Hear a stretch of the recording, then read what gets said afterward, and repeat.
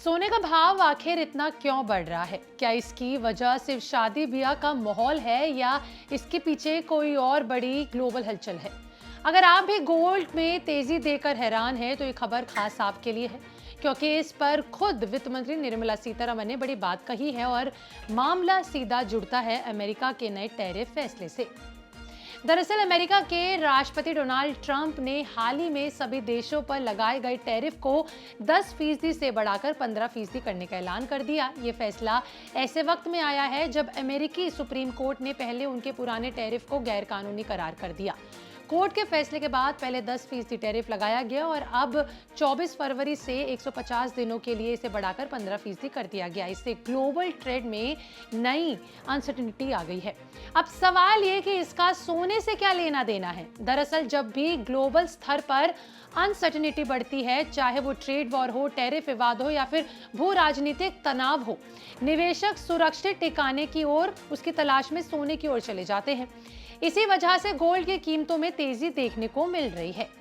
वित्त मंत्री निर्मला सीतारमण ने बातचीत में सोने पर सीधी बात रखी। पहले सुनिए उन्होंने क्या कहा। बाइट लगा देना।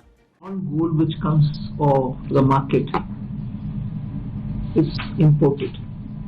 In this country, the dependence on precious metals is very much from outside only. In the sense, we get every ounce of gold which comes into the country is an imported gold, and we don't have our own source of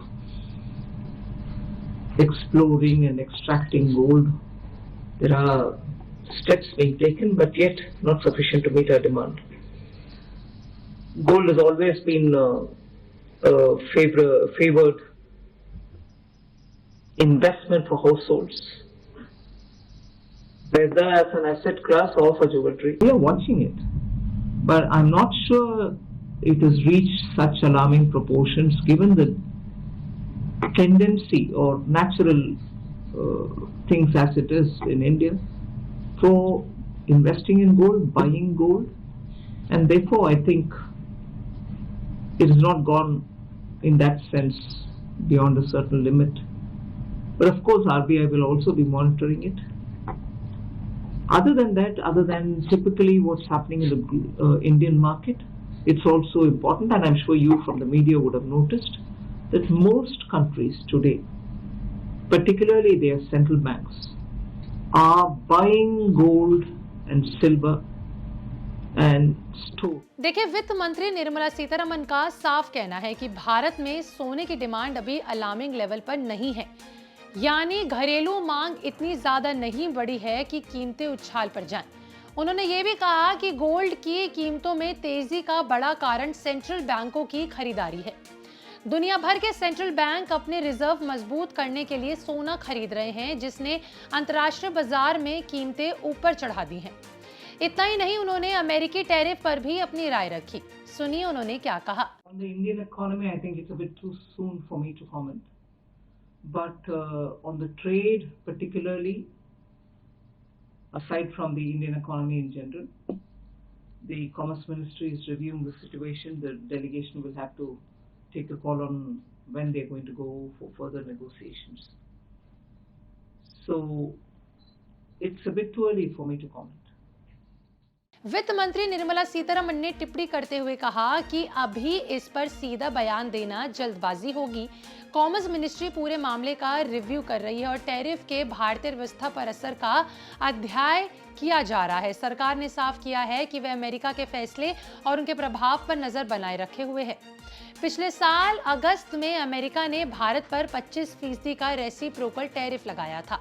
बाद में रूस से कच्चा तेल खरीदने को लेकर extra 25% जोड़ दिया गया, जिससे कुल प्रभावी टैरिफ 50% तक पहुंच गया। हालांकि इस महीने की शुरुआती में दोनों देशों के बीच एक अंतरिम ट्रेड डील हुई, जिसे लेकर जो है टैरिफ को कम करने की बात रखी गई, लेकिन अब 15% के नए ग्लोबल टैरिफ ऐलान ने फिर से अनसर्टेनिटी बढ़ा दी है। अगर इसे आसान भाषा में समझा जाए तो मान लीजिए किसी प्रोडक्ट पर पहले 15% इंपोर्ट ड्यूटी थी, अगर उस पर 15% एक्स्ट्रा टैरिफ लग जाता है तो कुल ड्यूटी जो है 20% हो जाएगी। पहले यही गणित 5% प्लस 25% यानी 30% तक जा रहा था। यानी नियमों में लगातार बदलाव से कंपनी और निवेशक दोनों असमंजस में हैं। कंफ्यूजन बहुत ज्यादा बढ़ गई है। इसी अनसर्टेनिटी माहौल का सीधा असर कमोडिटी बाजार पर दिख रहा है। निवेशक शेयर बाजार के जोखिम से निकलकर गोल्ड जैसे सुरक्षित विकल्पों में पैसा लगा रहे हैं और यही वजह है कि सोने के भाव में हाल ही के दिनों में तेज उछाल देखने को मिली। लेकिन यहाँ एक अहम बात समझनी जरूरी है।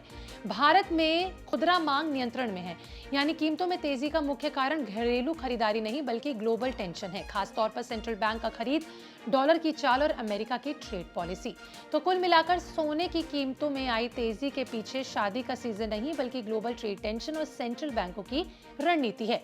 आगे क्या होगा ये काफी हद तक अमेरिका की टैरिफ नीति, भारत अमेरिका ट्रेड वार्ता और वैश्विक आर्थिक संकट पर निर्भर करेगा। अगर आप सोने में निवेश करने की सोच रहे हैं तो सिर्फ तेजी देकर फैसला बिल्कुल ना लें। ग्लोबल संकेतों, डॉलर की चाल और सरकारी नीतियों पर नजर रखें क्योंकि सोना चमक जरूर रहा है लेकिन इसकी चाल पूरी तरीके से दुनिया की रणनीति और इकोनॉमिक टेंशंस के ऊपर निर्भर करती है। आपका इस पर क्या कहना है कमेंट सेक्शन में लिखकर जरूर बताइएगा। मिलते हैं अगली वीडियो में, तब तक के लिए बने रहें बिस्तर के साथ।